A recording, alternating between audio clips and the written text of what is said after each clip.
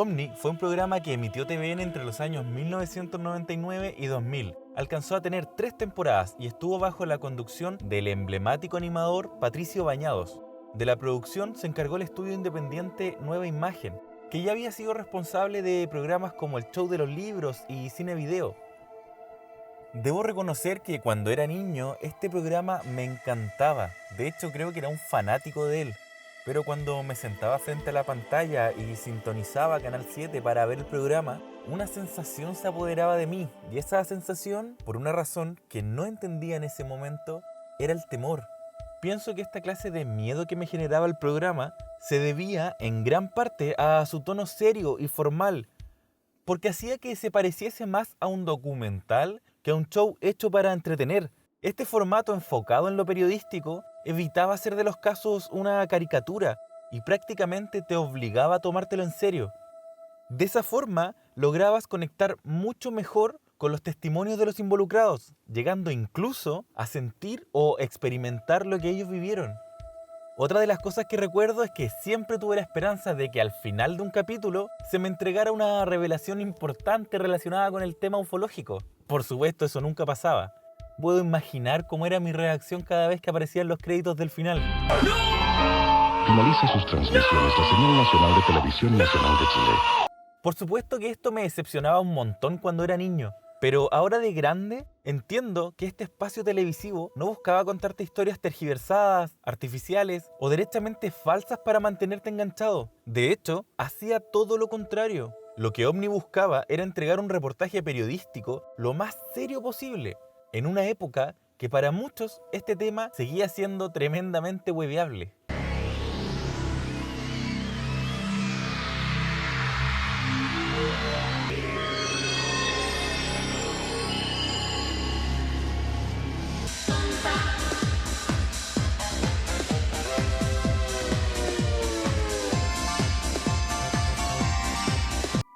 Yo soy Cadillac James, un weón X, y el día de hoy revisaremos la primera temporada del programa OVNI de TVN.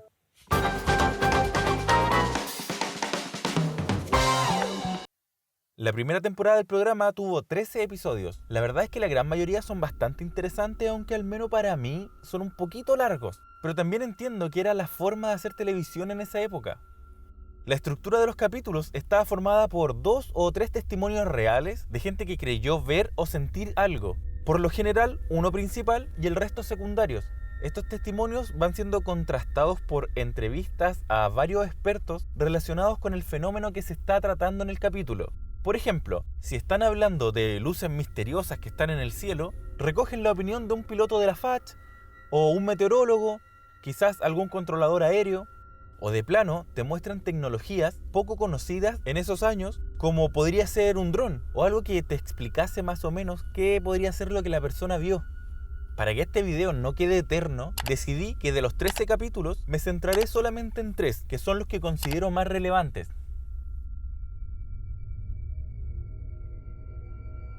La primera historia que hablaré tiene por protagonistas a 5 artistas del medio nacional, que son Tito Fernández, Jorge Cruz, Gloria Benavides, Patricia Chávez y Marcelo Hernández, más conocido como Marcelo de Cachureos. Era agosto de 1974. El grupo, que estaba de gira por el norte del país, presenció algo que los marcaría para siempre. Circulaban por la carretera interprovincial a través del desierto de Atacama cuando Marcelo, que era el conductor, ve unas extrañas luces por el retrovisor. Le pregunta al resto si pueden verla y Tito Fernández responde bromeando que posiblemente sea un ovni. Pensábamos que era un fuego militar, el primero que apareció.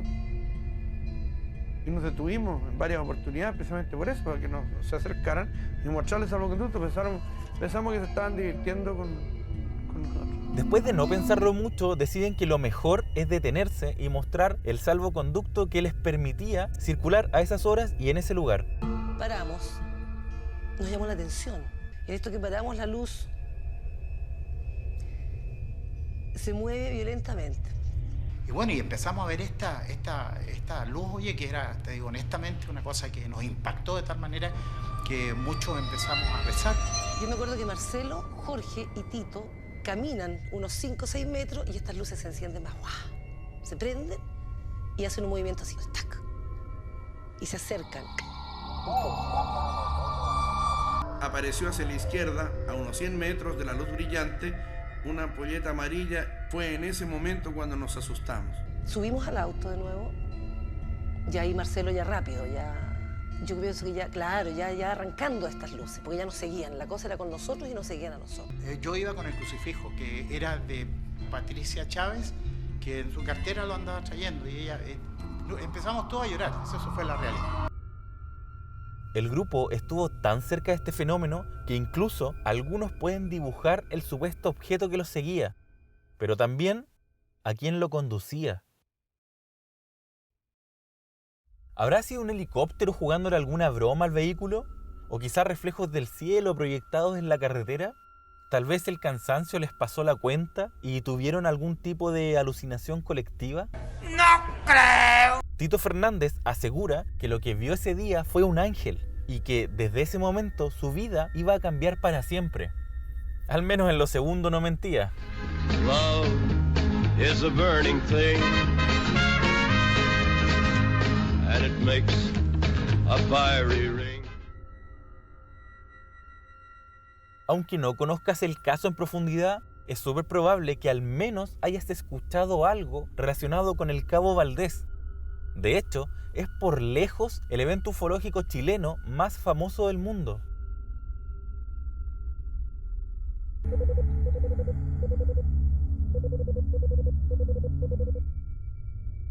Todo ocurrió una noche del 25 de abril de 1977, en las cercanías de Putre, región de Arica y Parinacota. Una patrulla del Ejército de Chile, integrada por 7 conscriptos, a cargo del cabo Armando Valdés Garrido, protagonizaron lo que, en jerga ufológica, se conoce como encuentro cercano del tercer tipo. La historia es más o menos así. Los militares debían resguardar una caballeriza en plena pampa. Entrada la noche, 2 de los soldados conscriptos, quienes hacían de centinelas, llegaron agitadísimos y asustados al campamento donde estaba Valdés y el resto de los hombres, gritando que algo había en el cielo. Miren lo que ven ahí. Entonces, claro, nosotros, al ver cómo él, en la forma que gritó, salimos los 3 que estaban, 4 que estaban adentro, más el cabo Valdés. Una luz grande, 2 luces que tenía a los costados. Sale, cerró la cruz y se nos posa al frente. Aparece una neblina así y se para. Y se ve la nave. Asombrados y temerosos por lo que están viendo, deciden tomarse de los brazos formando una cadena y comenzaron a rezar. Fue entonces cuando Valdés decidió soltarse y acercarse a este objeto luminoso. Y él gritaba, ¿cierto? Identifíquense, porque ¿qué pasó? Que esa luz se posó. Estábamos todos en ese momento viendo la nave tomados de la mano. Yo lo único que me acuerdo, nos quedamos dormidos. A los 10 minutos nosotros despertamos y empezamos a preguntar por el cabo Valdés. Y todo, y mi cabo, lo buscamos, gritamos. No apareció, no hubo caso.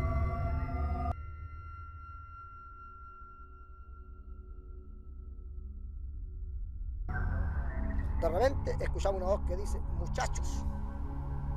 Y claro, salimos nosotros. Y era mi buen cabo Valdés. Y caen a los pies de nosotros, una altura grande más o menos, para matarse a una persona.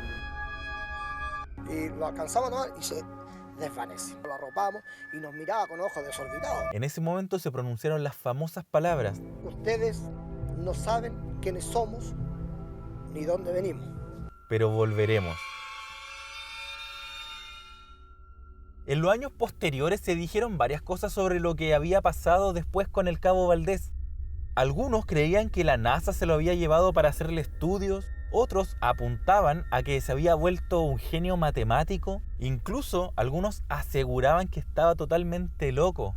Lo cierto es que Armando Valdés continuó en el ejército hasta el año 2000, cuando lo abandonó para ser pastor en una iglesia evangélica.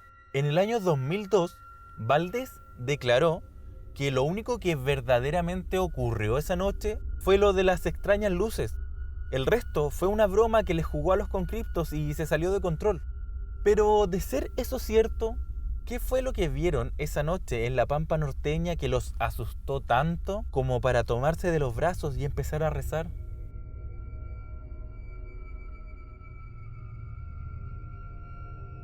Posiblemente este sea el caso más emblemático de la primera temporada. Me refiero al que habla sobre la isla Friendship. Los primeros reportes sobre Friendship comienzan en los años 80, cuando empezó a correr el rumor de que existía una isla cercana a Chiloé que estaba habitada por gente con rasgos nórdicos y que se suponía tenían tecnología muy adelantada para su época. Todo habría quedado en un simple mito urbano si no fuese porque un grupo de radioaficionados de Santiago supuestamente logró establecer comunicación con los habitantes de esta misteriosa isla. El 17 de agosto de 1985, Friendship establece comunicación con una de las integrantes del grupo de radioaficionados, entregándole un mensaje que lo cambió todo. Solamente 5 grados hacia cordillera. Ustedes podrán ver todo esto cuando vengan acá. Este fenómeno fue visto en varias regiones del país y fue tan importante que incluso Sábado Gigante cortó su programación habitual para cubrirlo. Nos costó un poquitito enfocarlo. La próxima semana tendremos un especialista que nos va a contar de qué se tratan todos estos fenómenos. Según varios testimonios, una cantidad no menor de gente habría sido contactada por los habitantes de Friendship e invitada a la isla. El caso más famoso es el de Ernesto de la Fuente, quien asegura fue curado de un cáncer terminal cuando la visitó. Yo hablaba normalmente con un señor que se llama supongo, Alberto. Él era dueño de un yate que una congregación de unos extraños curas, que él los nominaba así, lo habían contratado. ¿No daban nombre de la congregación? Sí, ¿Sí? Friendship. Y tenían algo que es muy difícil de describir. Una cierta expresión en los ojos, en la cara. Algo como que te insinuaba paz, tranquilidad. Yo te conozco hace muchísimos años, más de 30, sí. Y doy testimonio de que eres uno de los fumadores más empedernidos que yo haya conocido, de manera que tuviste un cáncer al pulmón. Sí. Ya, ¿y qué pasa ahí? Pesaba 58 kilos. Y traté de volver a estos señores. Finalmente, después me contacté con ellos y sané. ¿Y cómo sanaste? Me dijeron que ahora fuera. ¿A la isla? A la isla. La producción del programa, en colaboración con la Armada de Chile, iniciaron una búsqueda de esta supuesta isla. Pero después de unas pocas horas de buscar, el capitán del navío decide que lo mejor será volver porque las condiciones climáticas empezaban a empeorar. Estamos como a 2 millas exactamente del punto indicado, pero las condiciones y la capacidad de esta unidad no nos permiten entrar más allá. Sería arriesgar inútilmente la seguridad de usted y de la unidad. Y aquí sucede algo bastante extraño. Tiempo después, un astrólogo se contactó con el equipo de OVNI y sin saber nada de lo que había pasado con el equipo de OVNI y la Armada de Chile en Chiloé, dio un testimonio revelador. Godoy aventuró que uno de ellos sí conocía la verdadera ubicación de la isla Friendship. Este ser que tenés aquí sabe mucho más de lo que pretendió hacer. Saber, digamos, no...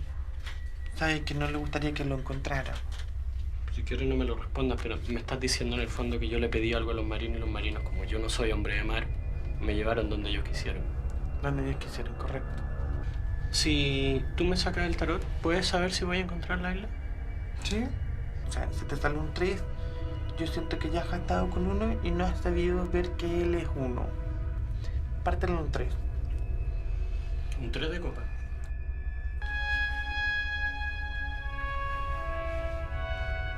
Para nuestra sorpresa, la carta que sale es el 3 de copas. ¿Qué es o era la isla de Friendship? Respuestas, por supuesto, hay muchas. Algunos creen que fue una broma, otros una especie de experimento social. Incluso hay quienes se aventuran a decir que es una base secreta de la Alemania de la Segunda Guerra. El programa OVNI es único, y lo digo de forma literal. Nunca hubo antes o después algo similar en la televisión chilena. Jamás se invirtieron los recursos, el tiempo y el cariño para hacer algo medianamente parecido. Lo que me parece lamentable, porque estoy seguro que un programa como OVNI funcionaría perfectamente en la actualidad. Una de las cosas que hace este programa tan especial es la conducción de Patricio Bañados, que en la época en la que se realizó el programa mantenía un gran prestigio entre la audiencia. Incluso era considerado uno de los periodistas con mayor credibilidad del país. Su estilo serio y pausado hacían que el programa se sintiera mucho más creíble. Entiendo que muchos se hayan decepcionado cuando hace no mucho él confesó que jamás le interesó la temática OVNI, pero a mí me hizo entender que justamente eso fue clave para darle este carácter imparcial y reflexivo que se vio en cada capítulo. Otro punto destacable son los expertos chilenos y estadounidenses que fueron consultados en la mayoría de los casos de la primera temporada. La enorme mayoría de sus testimonios u opiniones son súper objetivas, indistintamente si creen o no en el fenómeno OVNI, y eso se agradece bastante, más aún cuando en la actualidad se emiten programas que buscan entretener a cualquier costo, aunque eso signifique sacrificar la objetividad y desechar las pruebas empíricas. Otro punto fuerte es la música que creó Cuti Aste exclusivamente para este programa. Aste, para quienes no lo conocen, ha tenido colaboraciones con bandas como Javiera y los Imposibles, Los Tres, Los Electrodomésticos y muchísimas otras. Para el programa se editaron 2 discos bajo el nombre OVNI, el disco tecno bailable del milenio. Pésimo nombre, pero no tan pésima música.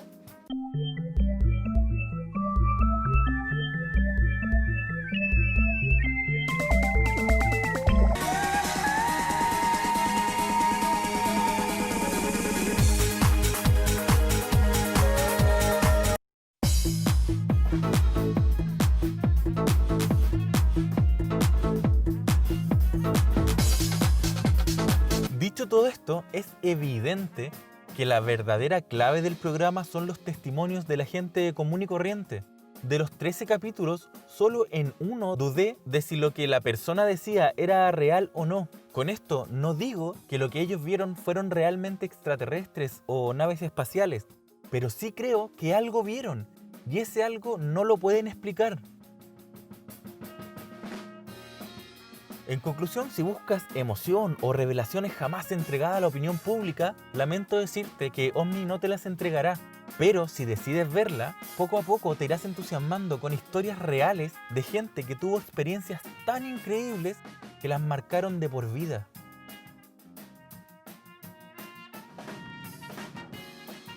Acuérdate que soy Cadillac James, un hueón X. Nos vemos en el siguiente video.